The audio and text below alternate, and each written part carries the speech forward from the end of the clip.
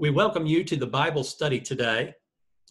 In today's lesson, we will be studying Ecclesiastes chapter 10. And so if you will, please turn in your Bibles to Ecclesiastes 10. And we begin with verses 1 to 4. Folly is evident. Verse 1, dead flies putrefy the perfumer's ointment and cause it to give off a foul odor. So does little folly to one respected for wisdom and honor. In the previous chapter, Solomon spoke of how wisdom is better in Ecclesiastes 9:16 to 18. In this chapter, he continues speaking various proverbs, beginning with proverbs on folly. In verse 1, we learn dead flies putrefy the perfumer's ointment, causing it to have a putrid odor. Well, just as it only takes a few dead flies in order to ruin expensive oil or perfume and cause it to have a bad smell, so a little folly can ruin a good reputation for wisdom and honor. And so a lot of money might be spent on expensive perfume or ointment, which is noted for its pleasant aroma. And then a few what might appear insignificant flies putrefy the ointment or the perfume and give it a foul odor. But likewise, a single act of folly, perhaps one sin, can cause one who was respected for wisdom and honor not to be respected. Earlier, Solomon taught one sinner destroys much good in Ecclesiastes 9 and 18. Just as the sin of one sinner can destroy much good, a reputation for much good can be destroyed by one foolish deed or by one sin.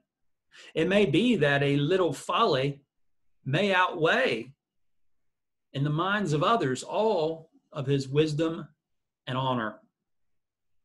A similar expression, modern day idiom, is one bad apple ruins the whole barrel, or one bad apple ruins or spoils the whole bunch. Verse 2, a wise man's heart is at his right hand, but a fool's heart at his left. The right hand was a place of honor. For example, consider the respect that King Solomon showed to his mother Bathsheba, the widow of his father, King David. 1 Kings chapter 2 and 19, Bathsheba therefore went to King Solomon to speak to him for Adonijah. And the king rose up to meet her and bowed down to her and sat down on his throne and had a throne set for the king's mother. So she sat at his right hand. And so if you look at 1 Kings 2 and 19, you see the respect and honor that Solomon showed to his mother Bathsheba. Not simply because he was his mother, but also because she was the former king's wife. And so you note in the passage that the king rose up to meet her, a sign of respect. He bowed down to her, again, a sign of respect. He sat down on his throne and had a throne set for her, for the king's mother. So she sat at his right hand. Note that the last part, so she sat at his right hand, again, illustrates the respect that he had for her. We note in the book of Proverbs and others that the wise man sets his heart at his right hand, as we see here in Ecclesiastes. The right, again, is a place of honor. Before speaking or acting, the wise first considers carefully a matter in his heart. He gives an issue all due respect. So here in the New King James, you see the wise man's heart is at his right hand. And so it's as though he sat his heart at his right hand. And so you see the importance the respect, the honor, the place of honor that he has given to his heart. And so again, a show of his respect in consideration. However, the fool's heart is at his left hand. And so the fool speaks and acts without careful consideration, respect. He acts hastily and rashly. Also, besides being a place of respect, the right hand in the Bible is often used as a place or symbol of courage, of strength, of might.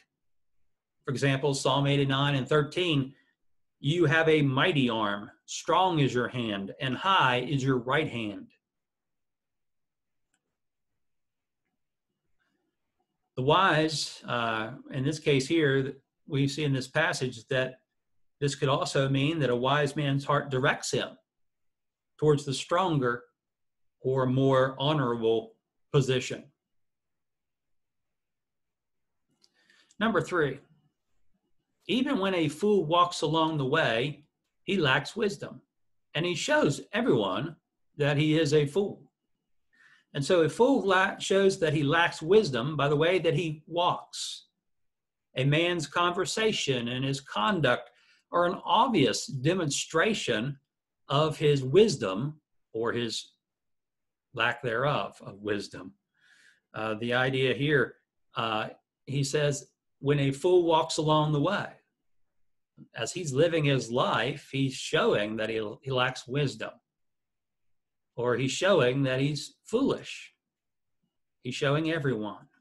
And so we see that folly is evident here in verse 3. Verse 4, if the spirit of the ruler rises against you, do not leave your post, for conciliation pacifies great offenses. There's a proverb in Proverb 13:16 that reads, every prudent man acts with knowledge, but a fool lays open his folly. Backing up to that previous verse, we see that a person's conduct, wisdom or foolishness, can be seen in what he does or what he says. And so prudent man acts with knowledge, while a foolish man, his folly is open, apparent, is evident, is seen by everybody else. Now here in verse 4, it says that it may be that the spirit or the heart, the temper, the anger of the ruler rises against you. So you may have offended the ruler, and so the ruler is angry with you. Well, being afraid, you're afraid because the ruler is angry with you. Well, you may feel tempted to leave your post or to abandon your position.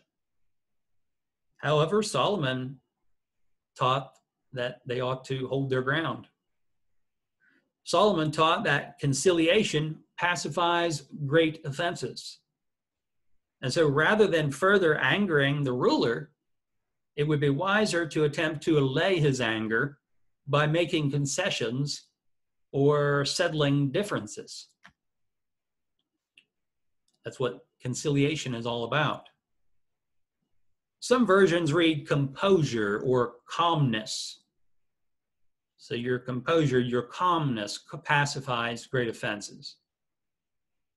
The idea here, though, of conciliation, of making concessions, of settling differences. Of course, running will only make you look guiltier. And so rather than leaving your post or abandoning your position, in this case to the ruler, because the ruler is angry with you, it would be better to try to settle the position or settle the situation. Proverbs 25:15, by long forbearance a ruler is persuaded, and a gentle tongue breaks a bone. By long forbearance. And so the idea of being patient, of not holding someone for an offense. Earlier, Solomon wrote, do not be hasty to go from his presence in Ecclesiastes 8:3. in reference to the king or to the ruler. And so he taught obedience to the king's commands. Verses 1 through 4, folly is evident. Verses 5 through 7, the evil of exalting folly. Verse 5, he says, there is an evil I have seen under the sun, as an error proceeding from the ruler. And so Solomon describes an error, a mistake made by the ruler. And yes, rulers can make mistakes too. Verse 6, folly is set in great dignity, while the rich sit in a lowly place. And so the ruler makes an error when exalting or lifting up the foolish to a high position of great dignity, respect, while placing the wise in lowly positions or a low position. In this passage, folly is contrasted with rich. In this context, the rich refers to the wise. And so the error that Solomon witnessed was when rulers set folly, people of folly, up in these positions of great dignity while debasing or lowering the rich or those people wisdom in a low place of esteem. And so he saw this as an evil in this world under the sun. Verse 7, he says, I have seen servants on horses, while princes walk on the ground like servants. And so Solomon witnessed servants who were exalted or lifted up, promoted, riding on horseback as if they were princes. He also saw princes who were abased or lowered, made lowly, walking on the ground like servants. To him, this was perturbing, distressing. Proverbs 19:10, he said, luxury is not fitting for a fool, much less for a servant to rule over princes. And so we have these situations reversed. And so he says that luxury is not fitting, it's not appropriate, it's not becoming for a fool, and much less for a servant to rule over princes. Also, Proverbs 30:22, for a servant when he reigns, a fool when he is filled with food. And so he said that it's not appropriate, it's not fitting for a servant to reign. Verse 8, he who digs a pit will fall into it, and whoever breaks through a wall will be bitten by a serpent. Here in verses 8 to 10, we see the folly of carelessness. And the first example is that of digging a pit and falling into it, or breaking through a wall and being bitten by a serpent. And so Solomon describes the series of activities that may cause personal harm, injury, if done carelessly or thoughtlessly. The lesson is one of prudence and caution. First, the man who digs a pit may fall into it. He might dig a pit in order to catch a large animal and end up falling into the pit himself. That could happen, particularly if he disguised the opening of the pit in order to conceal it from the animal he was attempting to catch. Perhaps he disguised it so well that he fell into it himself. It may also be the case that he digs a pit intending to harm another man and may unintentionally harm himself. For example, in Proverbs 26:27, Solomon wrote, whoever digs a pit will fall into it, and he who rolls a stone will have it roll on him. So he describes the person who maliciously sets a trap or digs a pit, a hole, in order for someone to fall into it, maybe his enemy, or maybe someone else, perhaps someone innocent. Or perhaps he rolls a stone to roll on someone else and it rolls back on him. Paul in the New Testament said that we reap what we sow. And so a similar idea is taught by Solomon. Proverbs 28:10, whoever causes the upright to go astray in an evil way, he himself will fall into his own pit, but the blameless will inherit good. So the first example, man digs a pit and man carelessly falls into it. Or a man breaks through a wall, secondly, and is bitten by a serpent. And so he might breach the wall. Perhaps he digs through, tears through a wall. Perhaps has some stone or some brick. He digs through and he disturbs a snake that's resting in the wall, and he's bitten. Caution is indicated. According to the law, by the way, if a man dug a pit and failed to cover it, to secure it, he was responsible to compensate the owner of an animal if the animal fell into the pit and died. So Exodus 21 and 23 and 24. If a man dug a pit and then he failed to cover the pit to secure it, then he was liable for the death of his neighbor's animal. Verse 9, he who quarries stone may be hurt by them, and he who splits wood may be endangered by it.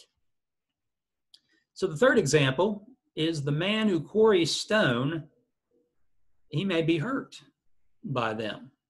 That is, hurt by the stones that he's quarrying, that he's digging. It may be that as he's digging or mining stones in a stone quarry, that the stones may fall on him. Certainly a possibility. Number 4, again, caution is indicated. The man who splits wood may be endangered by splitting the wood. Perhaps as he splits the wood with an axe, he cuts himself in the process, or maybe the head of the axe flies off the handle. That very well may be the case as well. It may be that as he cuts down a tree, the tree falls on him. So yes, that could be a dangerous occupation or practice of cutting down trees or digging stones in a quarry or whatever it may be. The examples that we've seen, digging the pit or digging through a wall, the various dangers that he could run across. And so the indication is caution. Be careful in these things. Don't be foolish. Verse 10, if the axe is dull and one does not sharpen the edge, then he must use more strength. But wisdom brings success. So Solomon taught that wisdom brings success. For example, it is wise to sharpen the edge of the iron axe. A sharp axe is an advantage in splitting wood. While using a sharp axe requires less strength, using a dull axe requires more strength to split the same wood.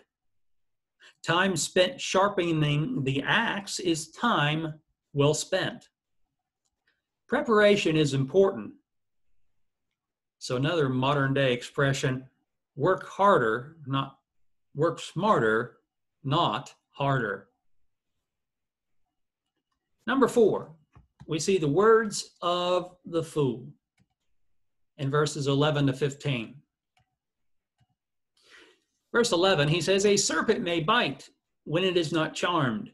The babbler is no different. The focus of this passage is not the serpent or the charmer, but the danger of the babbler.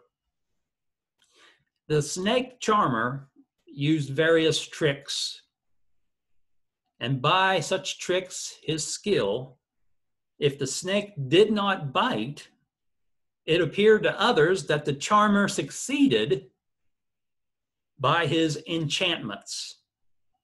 So in reality, the words of the incantation that the charmer would use were much like the empty and idle talk of the babbler. Solomon taught the babbler is no different. A babbler is one who utters lies, empty, or foolish talk. Such words can be dangerous, like the venom of a serpent. In the New Testament, the Apostle Paul compared deceit with the poison of asps in Romans 3 and 13. There's a similar passage, related passage in Psalm 58, 3-5, talking about snake charming. Psalm 58, 3-5, he said, the wicked are estranged from the womb. They go astray as soon as they are born, speaking lies. And so for some people, they begin speaking lies very early in life. He said their poison is like the poison of a serpent. Now, they don't literally have poison, but the lies that they speak are like the poison or the venom of a serpent. He said they are like the deaf cobra that stops its ears. And so the picture is one of a wicked man who does not listen, will not hear. In verse 5, he says, which will not heed the voice of charmers, charming ever so skillfully. And so Psalm 58, 3-5, we have this picture of a snake charmer. And the words, the enchantments, incantations that he would say, those didn't matter. It was the skill that he had. It was the tricks that he used.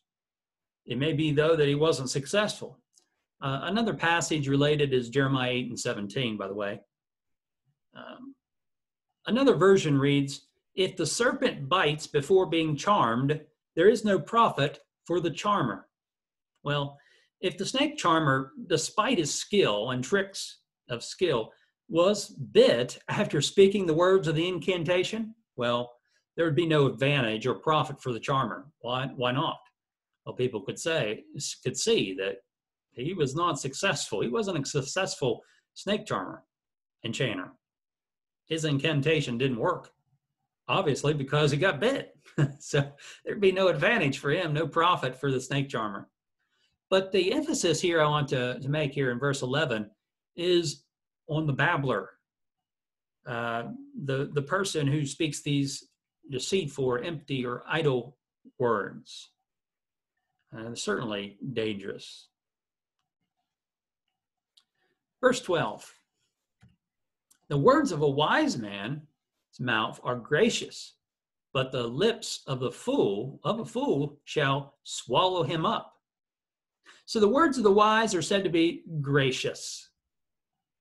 The term implies courtesy and kindly consideration. And so the idea of being gracious, of winning over someone else with favor, being favorable to someone else, showing favor to them.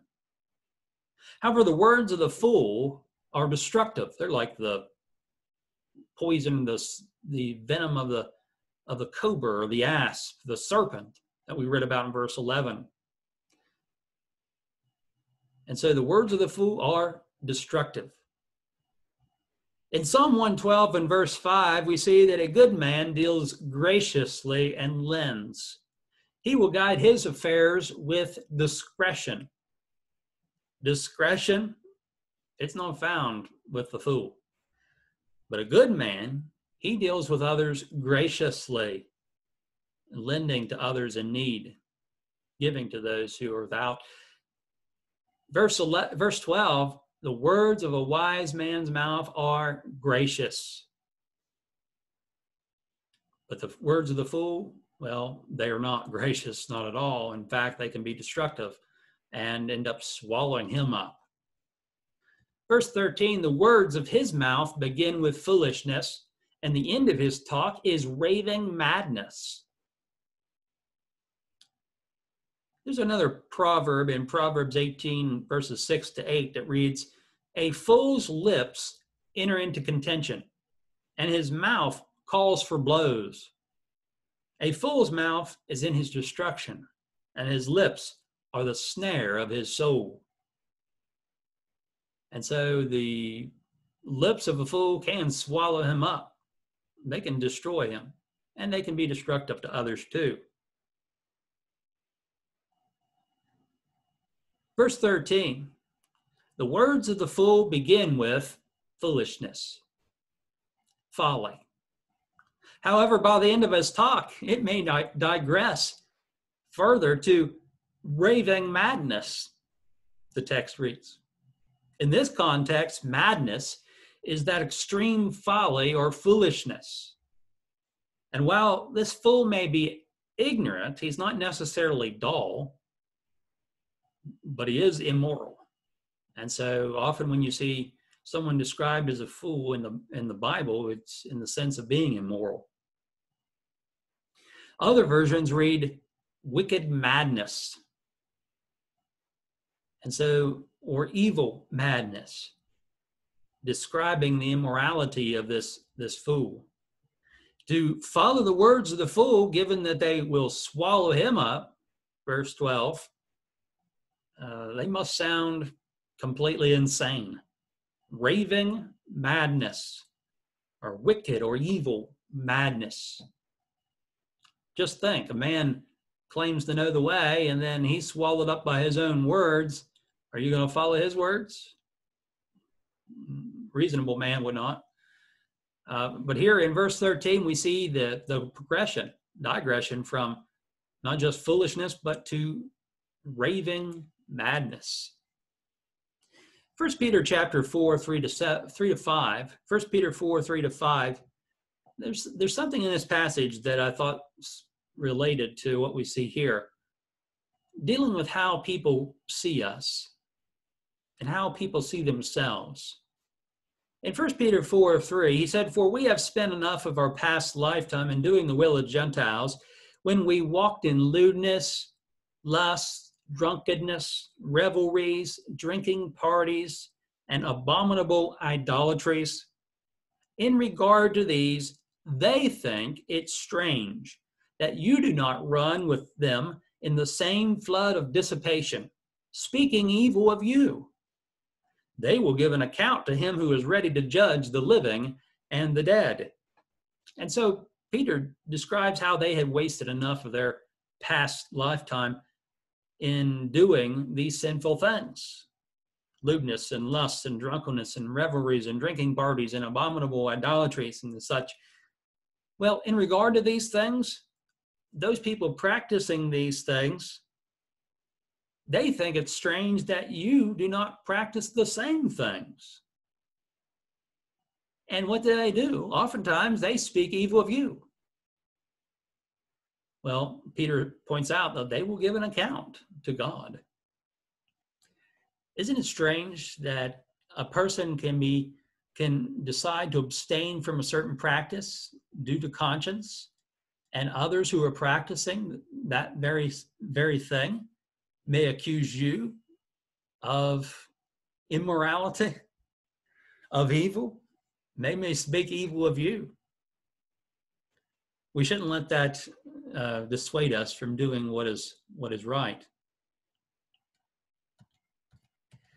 Verse 14, a fool also multiplies words. No man knows what is to be. Who can tell him what will be after him?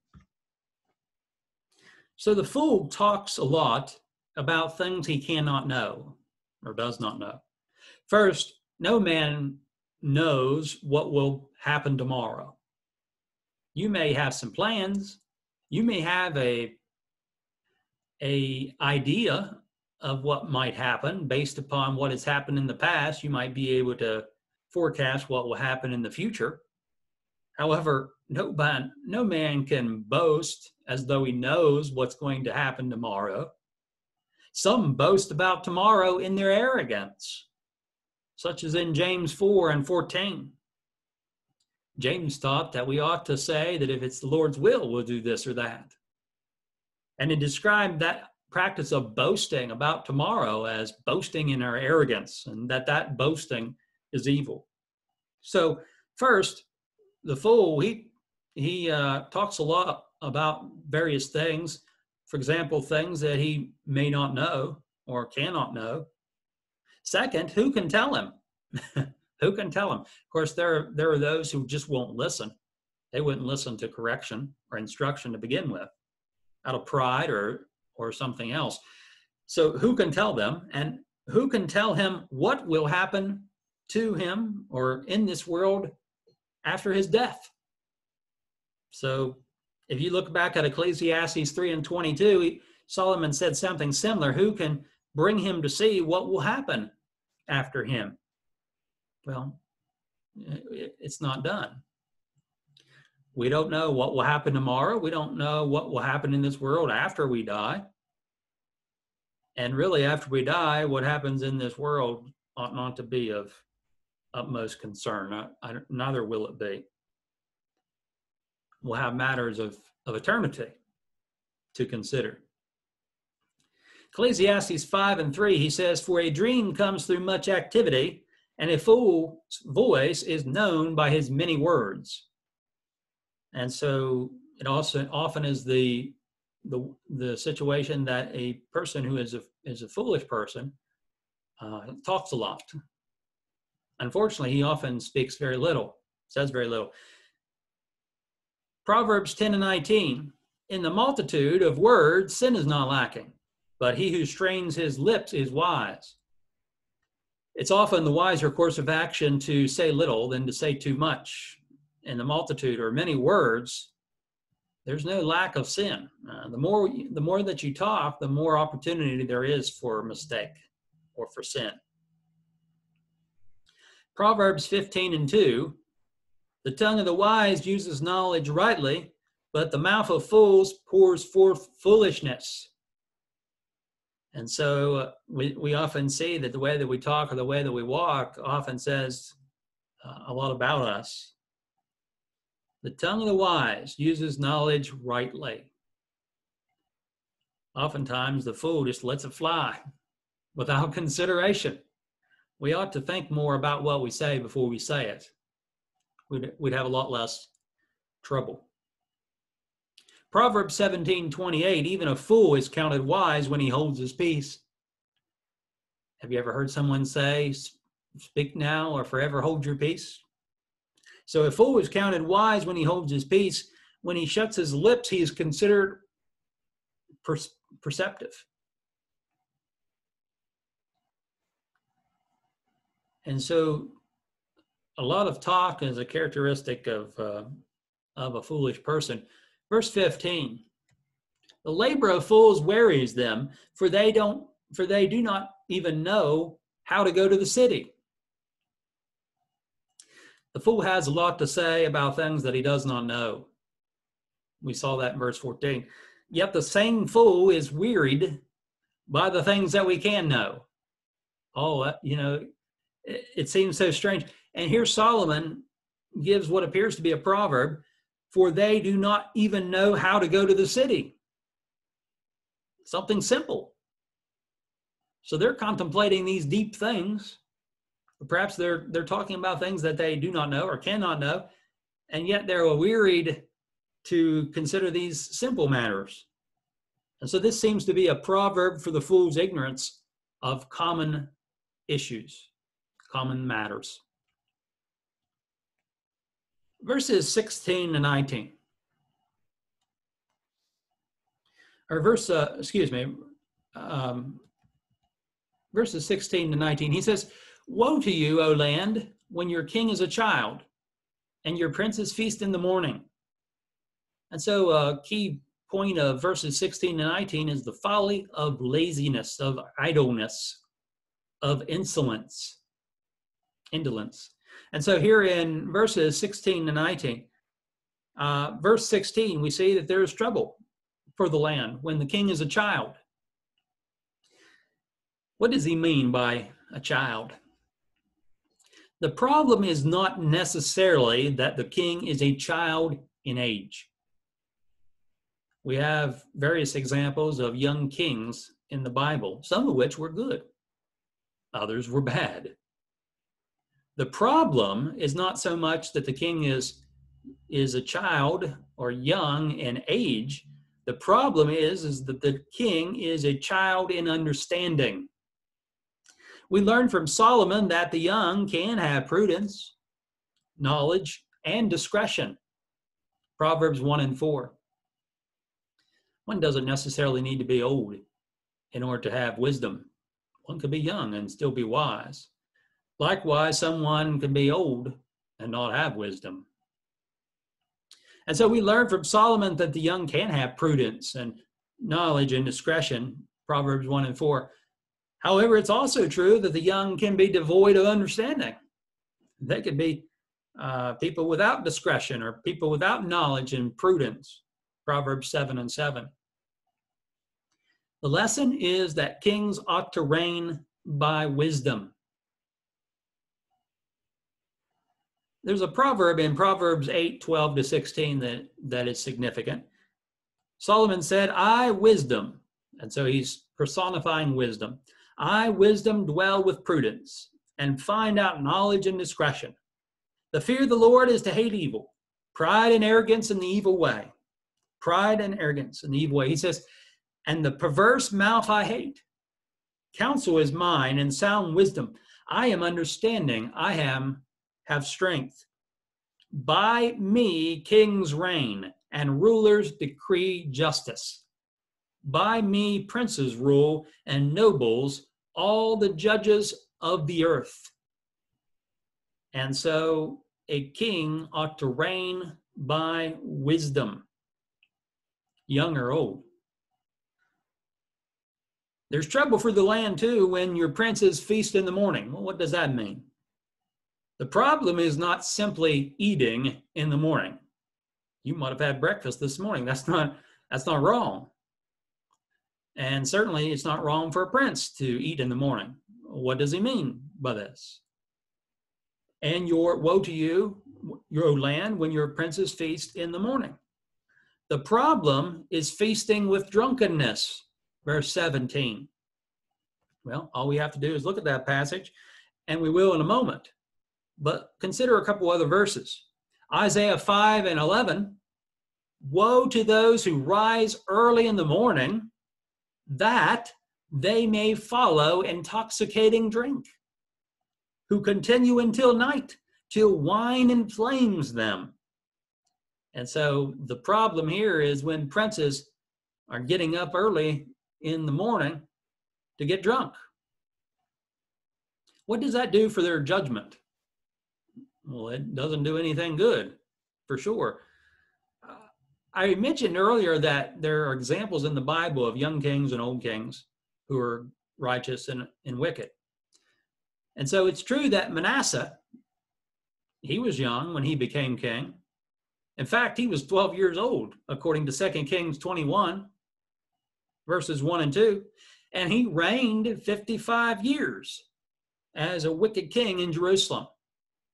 Now, these young kings would have had advisors, counselors. There's another king by the name of Josiah, who was only 8 years old. And he reigned as a righteous king 31 years in Jerusalem. 2 Kings 22, 1 and 2. And so I thought I would mention that, given what we read earlier. Verse 17. Blessed are you, O land, when your king is the son of nobles, and your princes feast at the proper time for strength and not for drunkenness. So backing up to verse 16, what was the problem with princes feasting in the morning?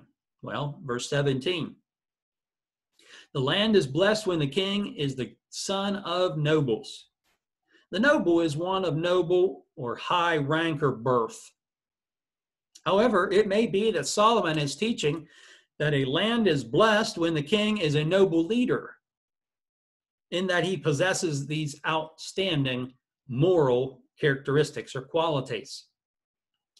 The land is blessed when princes feast at the proper time.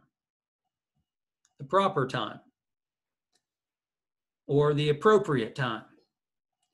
When they do feast, why do they feast? They feast for strength, not for drunkenness. They eat to gain strength. They don't feast to get drunk or intoxicated. That would not be wise. They certainly would not be wise kings or princes or judges. A relevant proverb is in Proverbs 31, 5-6. Proverbs 31, 5 and 6, he said, "It is not for kings, O Lemuel, it is not for kings to drink wine, nor for princes intoxicating drink, lest they drink and forget the law and pervert the justice of all the afflicted." And so we see the wisdom of kings and judges and princes not drinking intoxicating drink. Why? Because it affects one's judgment. If you're a judge, you want to have sound judgment and judge fairly. One cannot judge soundly if he's intoxicated. Likewise, to rule. If one is to make a fair judgment, a fair ruling, then he needs to have his wits about him. He needs to be unimpaired, not intoxicated, not given to drunkenness. And so one of a temperance.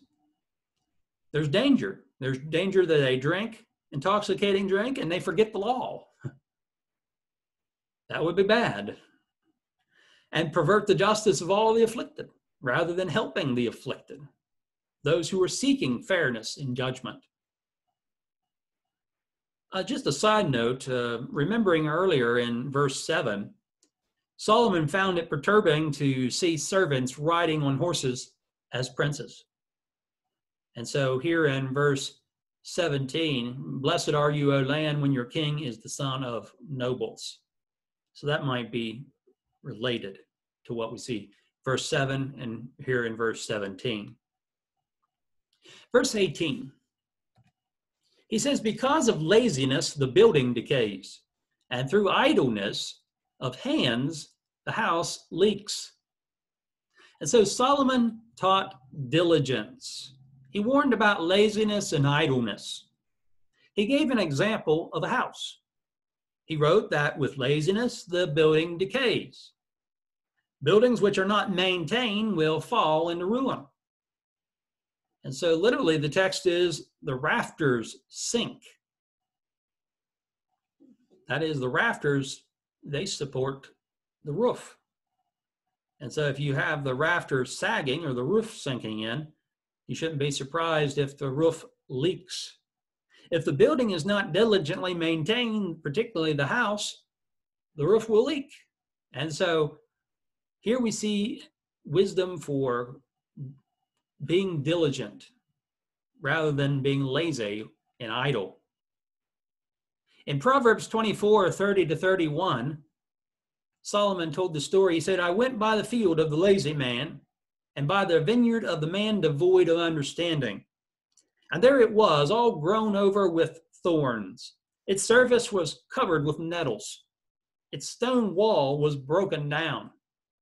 So he saw a dilapidated house in place. It seemed like it might have been a nice place before, but now it wasn't. We see that it was left to go and it was not maintained. Proverbs 24, 30-31. Here in this passage in Ecclesiastes 10:18, Solomon may have also warned princes and kings against laziness and idleness. For example, earlier he spoke of princes feasting in the morning with drunkenness. And so princes, rather than getting drunk early in the morning, when there's work to do, judgment to be made, he's advising them to feast at the proper time, particularly for strength and not for drunkenness, verse 17. Proverbs 12:24, Solomon wrote, "The hand of the diligent will rule, but the lazy man will be put to forced labor." So we see the contrast between the diligent and the lazy. And so the lesson is, be diligent. Don't be lazy and idle. Verse 19, the folly of laziness.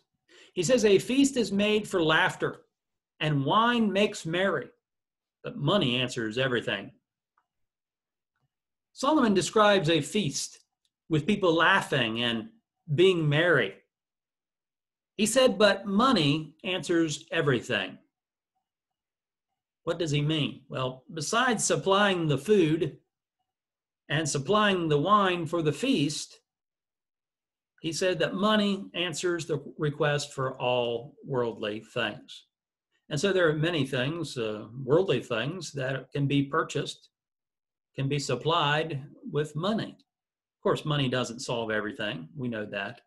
And that's not what Solomon is teaching. In fact, he's taught earlier that man is not satisfied with money or silver. And so one may desire riches and become rich and still not be satisfied and desire more and more. So that's not what he's talking about here.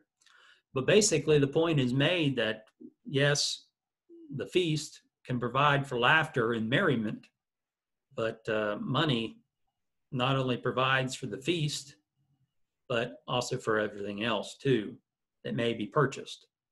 Not everything may be purchased. And certainly Solomon, as we've seen in the book of Ecclesiastes, taught that life is more than these things. Fear God and keep his commandments, for this is man's all. That's what we'll see in Ecclesiastes 12. Finally, in verse 20, do not curse rulers. He says, do not curse the king, even in your thought. Do not curse the rich, even in your bedroom. For a bird of the air may carry your voice, and a bird in flight may tell the matter. And so Solomon warns against cursing rulers. First, do not curse the king. Do not even think about cursing the king.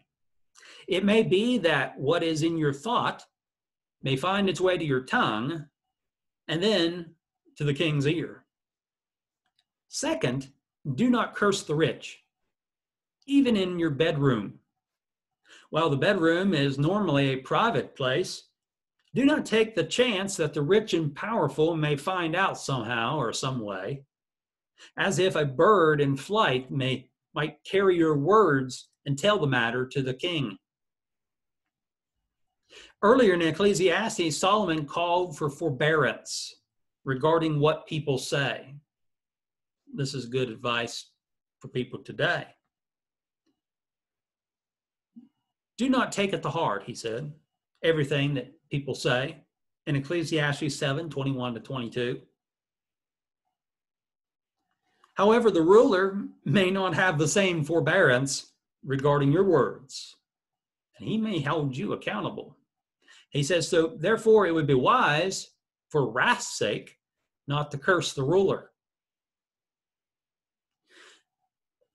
Under the law, cursing a ruler was forbidden. Exodus 22 and 28. You shall not revile God nor curse a ruler of your people. And so they were not to revile God. They were not to revile judges. They were not to curse a ruler of the people. We see this also in Acts 23 and 5, where Paul references the writing of the scripture. Consider the following. First, people were to fear God. Second, as authority is said to be from God, people ought not to resist authority. We see in Romans 13. There should be a respect for governing authorities.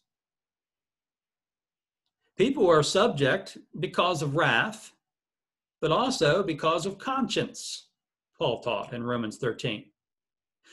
Peter also taught in 1 Peter 2 and 13 that we obey for the Lord's sake. And so we ought to respect the office of those who are in positions of authority, those in authority in government. Do not curse rulers, so have respect for the office. We see that in this passage, he gives some sound advice for watching what we say. And as I mentioned earlier, not everybody is as forbearing as others. Well, I hope that this lesson has been helpful to you today in your understanding of the book of Ecclesiastes, chapter 10. Now, next time, Lord willing, we'll continue with chapter 11.